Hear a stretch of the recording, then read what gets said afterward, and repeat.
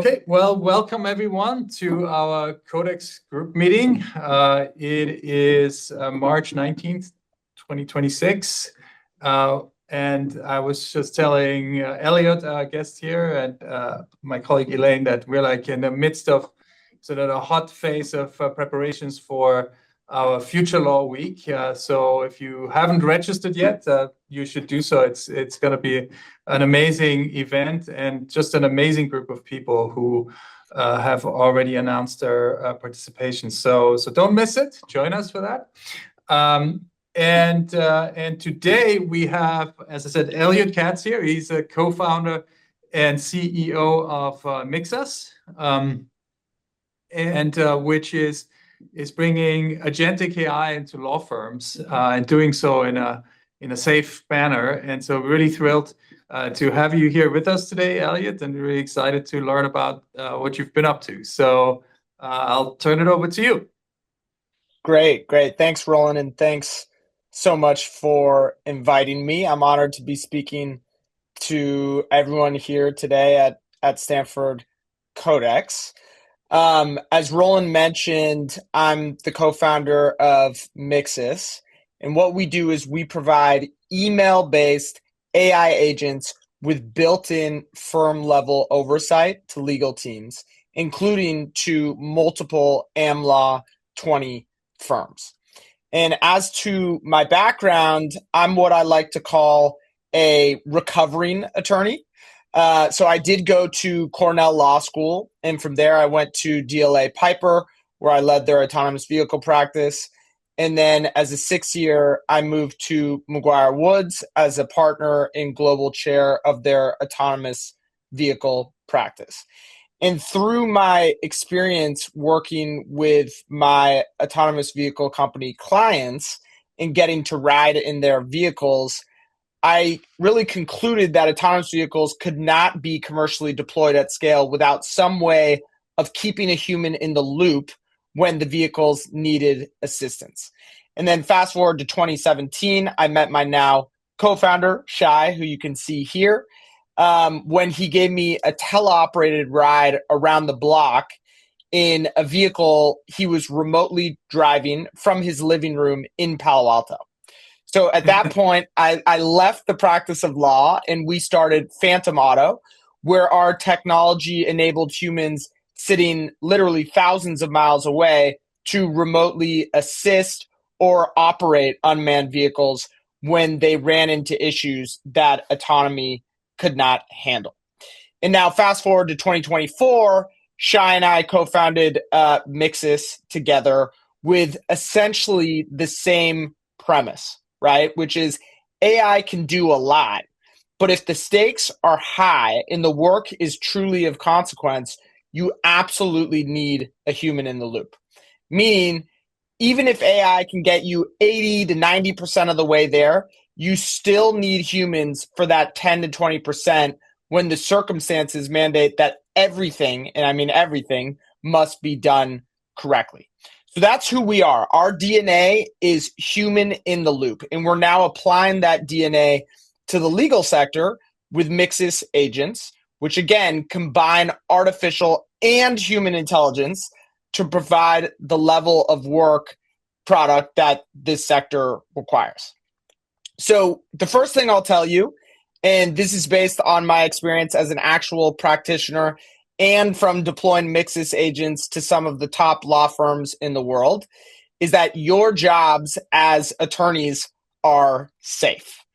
And I could probably find multiple LinkedIn posts in my feed right now that say, lawyers and law firms won't exist come 2027 because you'll just talk to a chatbot. But we really believe that is nonsense. Because for AI to be deployed at scale in the legal sector, you have to mix us, right? That's the name of the company, artificial intelligence and human intelligence together, right? Because the correct answer to a contract negotiation question is not a matter of factual accuracy, right? It depends on judgment and the client's risk tolerance, the deal type, the counterparty's position, and a multitude of other factors that simply don't exist in the public domain. So Mixus exists not to displace attorneys, but to greatly augment their brilliant legal minds. So let's dive in. So if we can go to the next slide, why can't attorneys just use fully autonomous agents for their work? First, because they're probabilistic, right? And no client has ever hired an attorney for them to guess the next most probable word needed in a purchase agreement in a massive M&A deal, right? Clients hire attorneys for laser precision. They're paying them hundreds of thousands, millions of dollars for laser precision. And that's simply not what probabilistic AI provides, okay?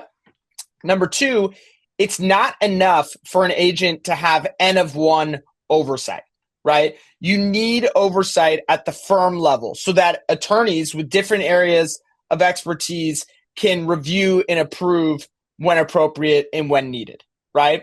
And third, and this cannot be overlooked, the AI tools that exist today are standalone tools, right? Attorneys need to learn a new tool and integrate it into their workflow. And that level of change management has already proven very difficult for the legal sector, right? AI has taken off for coding, for example, and part of that is because coders are highly technical, right? For lawyers, as I'm sure many, in the audience can appreciate, that's not always the case, right?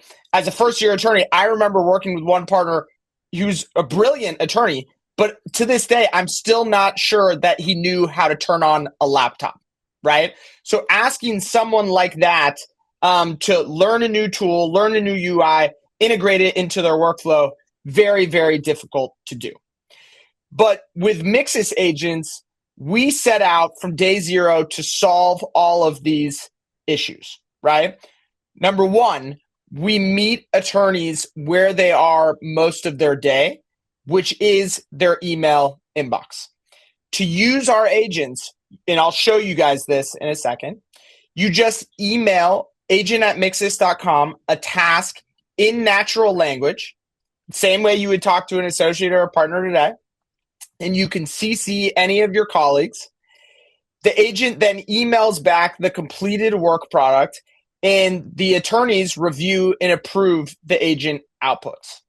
So we are mimicking exactly how lawyers already work today, exactly what they've now been doing for decades since email came out in the mid-90s, collaboratively and in natural language over email so that we fit exactly into their workflow with no change management at all.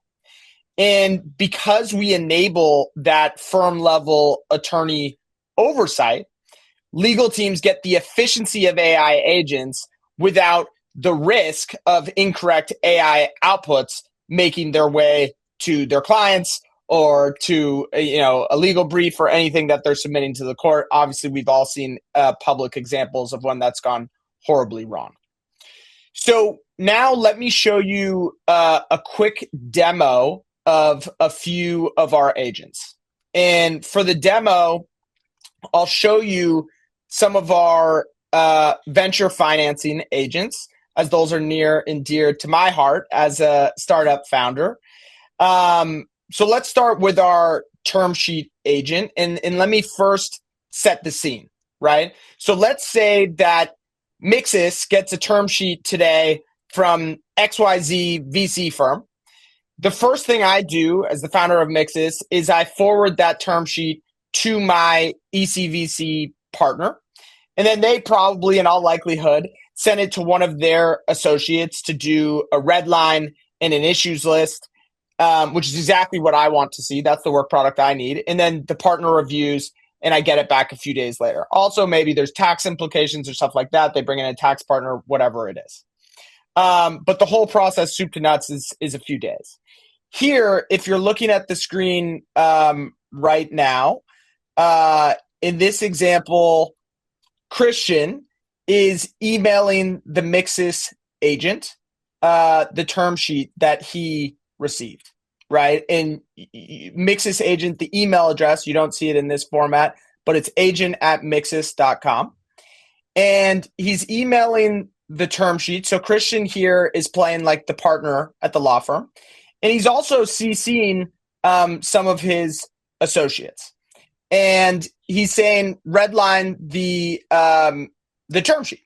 So if you go down a few minutes later, he gets back an email that has everything that he would need, that I as a founder want back from my attorneys. It has the red line, and it also has the issues list. And you could, Christian, if you want to open up the red line, just to show everyone what that looks like quickly. Okay, great. Looks like a normal red line. And then go back to the email. And so you also do have the ability to click on the link here and go work directly in our web UI. What we've found with our deployments thus far, attorneys really want to stay in email. So most of them do everything that they do over email, which is entirely possible. But if you'd like a web UI, you can do that as well. So go back to the email chain, Christian. So then if you go down, it's telling you everything that it did. It attached the documents. But then one of the associates on the chain is saying, agent, please reduce the no-shop period from 60 days to 30 days. So then if you go down, Christian, here it's made that change. It's attached all the new documents. And I don't know if there's anything more after that. If you can keep going down, Christian. Yeah, maybe you can show the issues list. Yeah, so here's the issues list that it produced. So you're getting everything that you need, and you're doing it exactly the way that firms are doing it today. Collaboratively, over email, anyone can interact with the agent. You saw associates and partners interacting together and with the agent, and it's all in natural language. So there's no learning curve, right? You don't have to understand how to do any of this. The second thing that I'll show is after you get the term sheet, we need a pro forma cap table. So Christian, if you could go to, So here, he's just saying, agent, create a new pro forma cap table based on the pre-existing cap table that he's attaching and the Series A term sheet. And if you can go down, Christian, a few minutes later, it's going to provide that pro forma.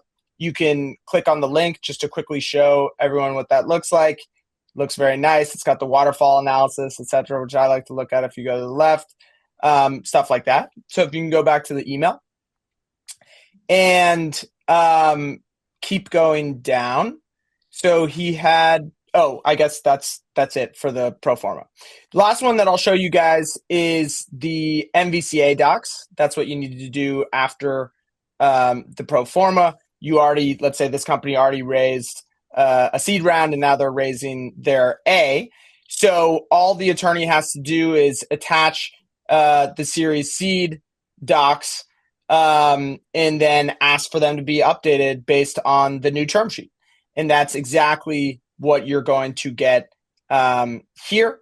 And then if you can keep going down, Christian, he did CC in his associates. So one of the associates chimes in and says, hey, I looked at everything and everything looks good.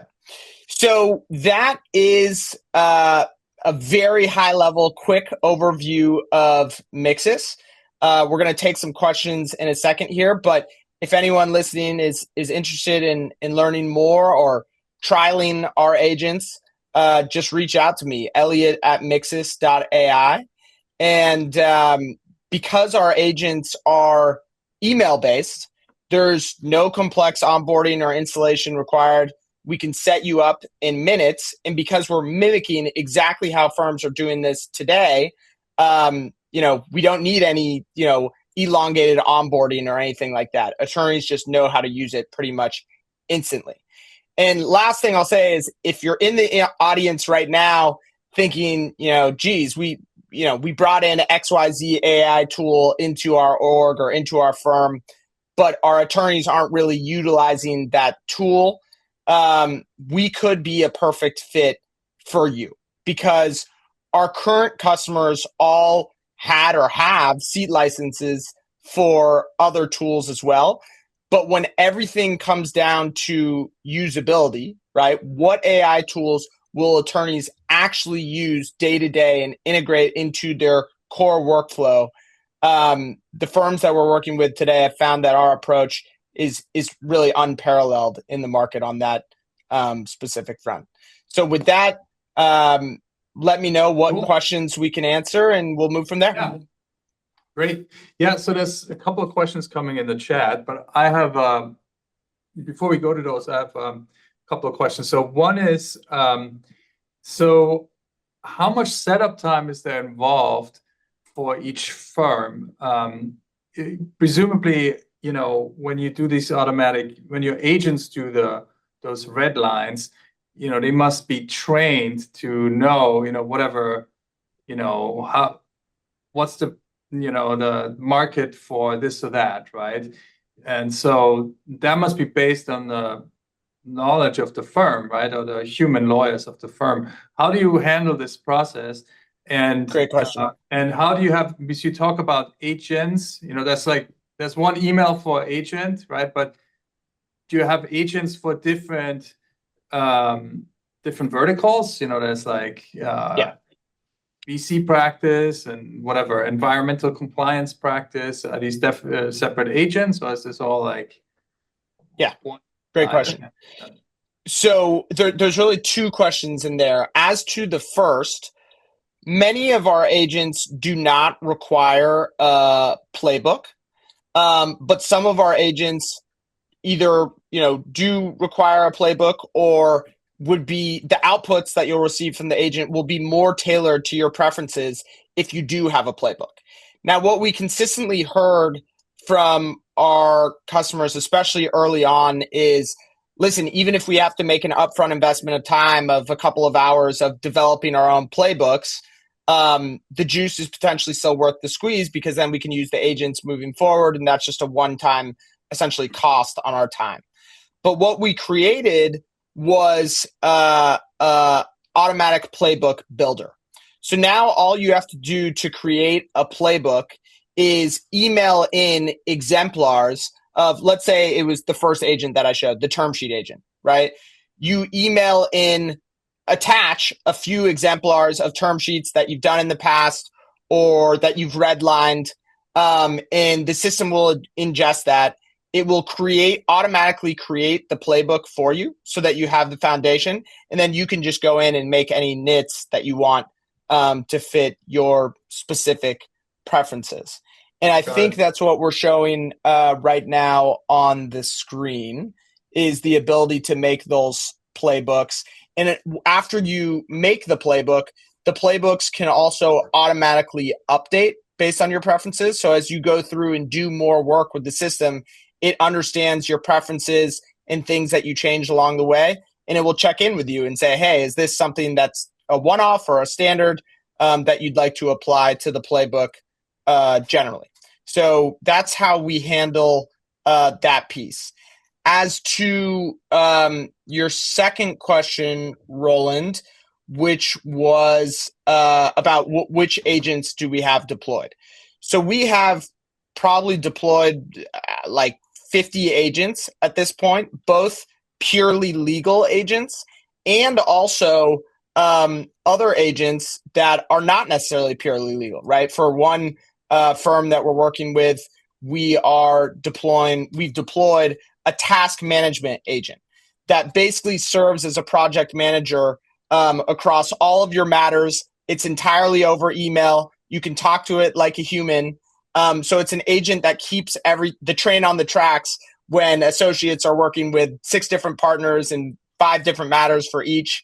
It can coordinate amongst those groups seamlessly, 100% over email. So again, no tool switching, no change management.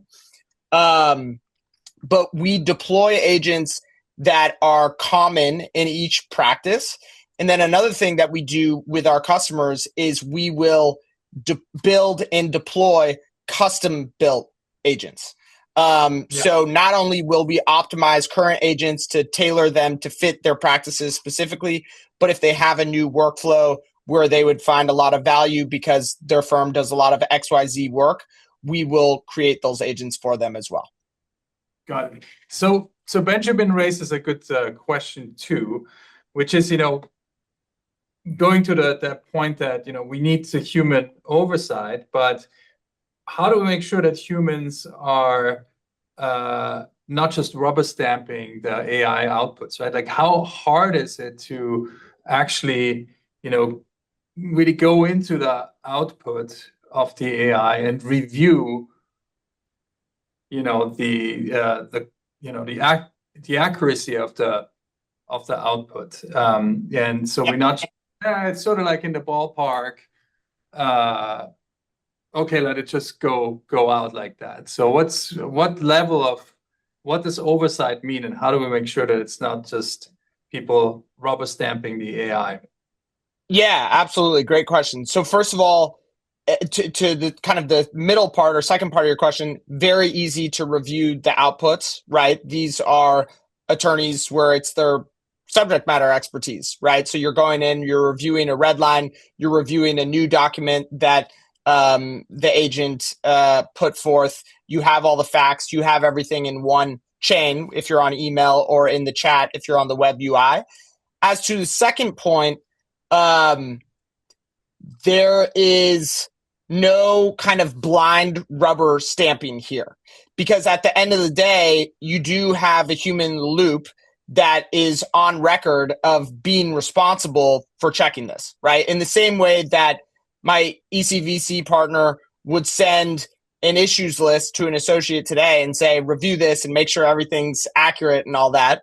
That's what's happening when a human reviewer is signing off here as well.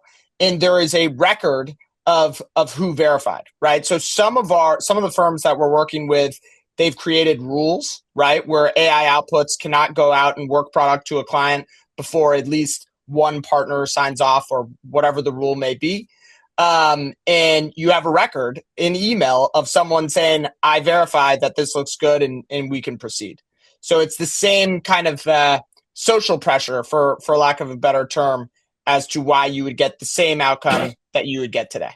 So sounds good. Yeah. So Jason has a question. Oh, sorry, Benjamin, did you want to add something on that? Yeah, I'd like to raise, there have been federal judges that have had their interns or their clerks, do things, then they just rubber stamp it. And even federal judges who've had AI stuff that has been rubber stamped. And while they did literally put their signature on it, I think the meaningfulness of a review is to verify that the person who actually is reviewing it understands what is going on in some sort of interactive way. And I know that you have a limited managed work budget. And when you get too much work, you just sort of rubber stamp things. And so how do you sort of force them to slow down and put a road bump to make sure that they tell the system that they understand why? Yeah, I mean, I think I would answer just similarly to kind of what I said before, in the sense that no different that if you give an associate something to review before it goes out to a client today, they know that they're kind of butts on the line, for lack of a better term. That's similar to the way our system works, right? They're still the person who is the front line, making sure that everything is in place before it goes over to the client, and all that is auditable. There's a record within email, or if you're using the chat, as to who was doing those checks. Yeah, I guess it's also a question of continuing sort of instilling a sensitivity in people who use AI in professional services and elsewhere, about, that it's not, it's not perfect and it may hallucinate and so on.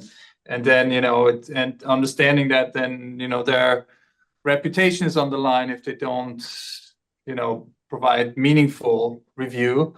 And so yeah, I think, yeah, it's all, it's a little unclear now, but I think it will sort of become clearer in the future as to what level of control different humans will be able to display over AI. But yeah, it's a really good question, Benjamin. And Jason had a question on Or I could just clients will ask it. feel about client privilege. Yeah, Jason. Yeah. So Go ahead. obviously attorneys are using RVAI and Legora and Westlaw and all that other stuff. But in practice, what are you hearing as far as any pushback of you using an LLM on the back end? It's putting client data into the LLM, and yes, I'm sure the APIs have good terms of service, but still, are you getting much at this point? What kind of concerns are attorneys or law firms at the corporate level saying about attorney-client privilege? Because like the New York Times versus OpenAI case back in last May has still not been, flushed out where that's going to land, and people are kind of wondering about that. Yeah.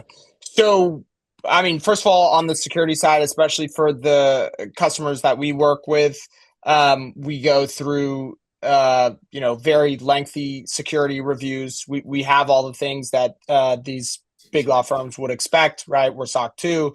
We have all the ISOs that we need in place, etc. Also, with our model provider, we have zero data retention agreement in place. So I think we're buttoned up on that side in the eyes of our customers. Going to your question about privilege, my opinion, and this is based on many conversations that I've had with our customers, is that this is basically settled law, right? In the sense that law firms have been using vendors for years, right? That do document review and other things, and those are considered part of the privilege. So we haven't run into any issues there yet, but would love to hear if you have a kind of a different take or different thoughts on the subject.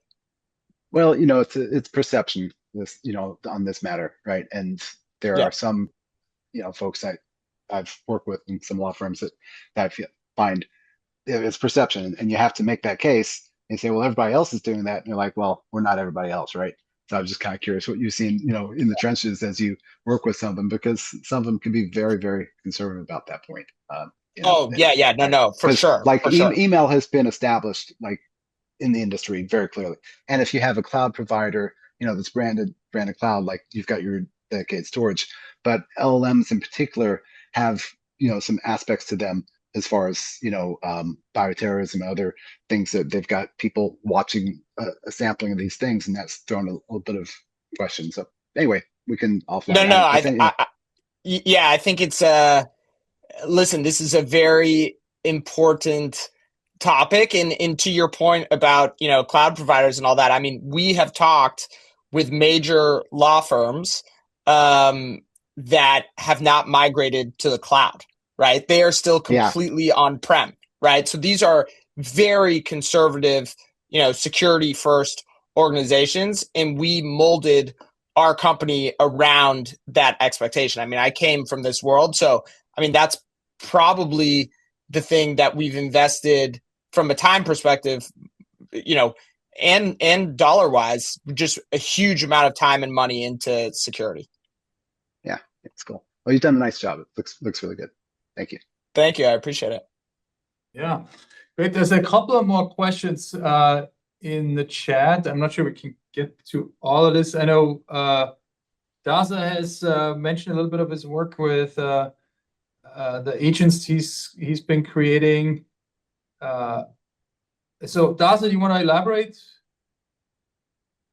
Yeah, sure. Thank you, Roland. And yeah, I agree. Great presentation. I was just saying I've been spending a lot of work with clients lately, developing agents to do reviews and red team before basically like the attorney or the business person even sees the draft. Do you have flows that that basically include some sort of review or red team loop for that type of revision before basically as a gate before it gets to a next step in a process? Yeah, great question. Christian, do you want to chime in on this one? I know it's a topic near and dear to your heart. Yeah, so we do have a way that you can define different steps in a process. So you can decide, very specific processes that you have. I can show you one example of that actually over here.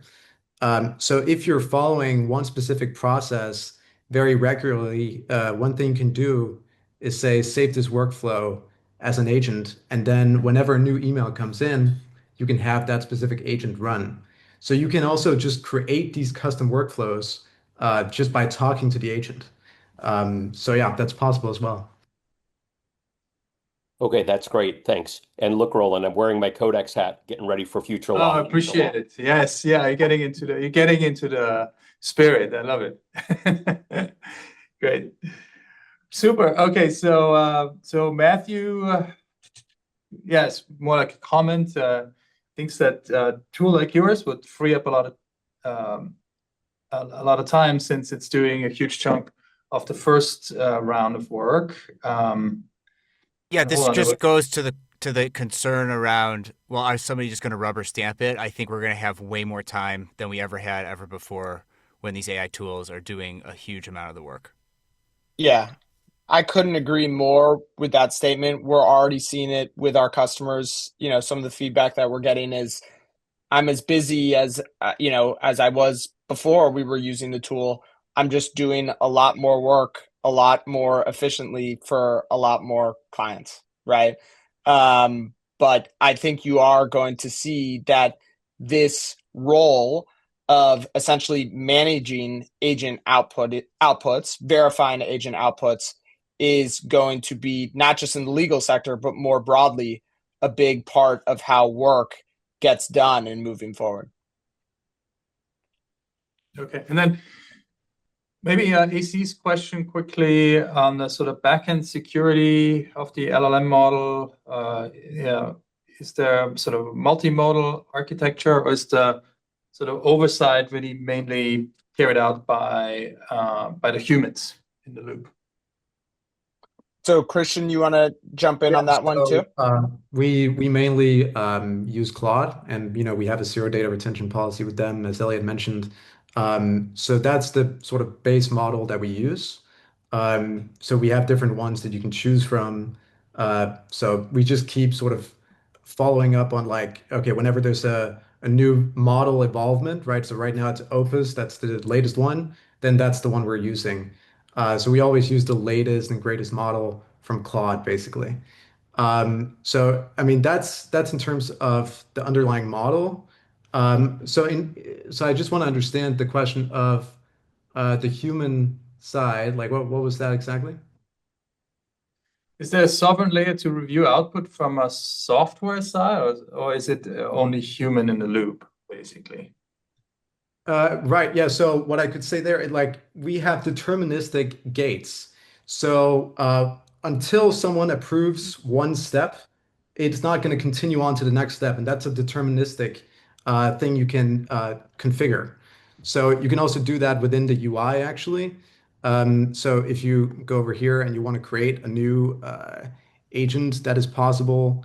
Then you can create that here, and then you can see you can define these different steps. All of this is possible via email as well. So you can just tell the agent to create these different steps for a new agent or workflow that you have. And then you can say require verification. And then you can define the users that you want to verify. So in this step, you could say, okay, I want this user to verify step one before it continues on to step two. And that's going to be a deterministic approval that has to take place before it goes on to the next step, right? So that's similar to what was mentioned before on these custom workflows. That's how we can support that as well. Got it. Great. Well, we're already a little bit over time, so we have to close here, unfortunately.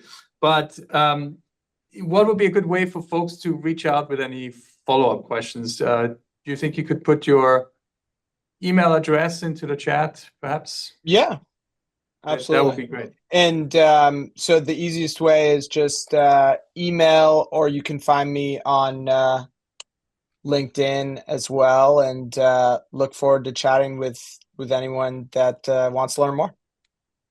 Super. Love it. Thank you so much, Elliot and Chris. it's been a great presentation. It's very cool. It's like, kind of like, I feel like I've seen the future. And so amazing. Thank you for sharing with this group here. And yeah, we look forward to tracking your progress. Okay, awesome. Thank you guys so much. Really appreciate it, Roland.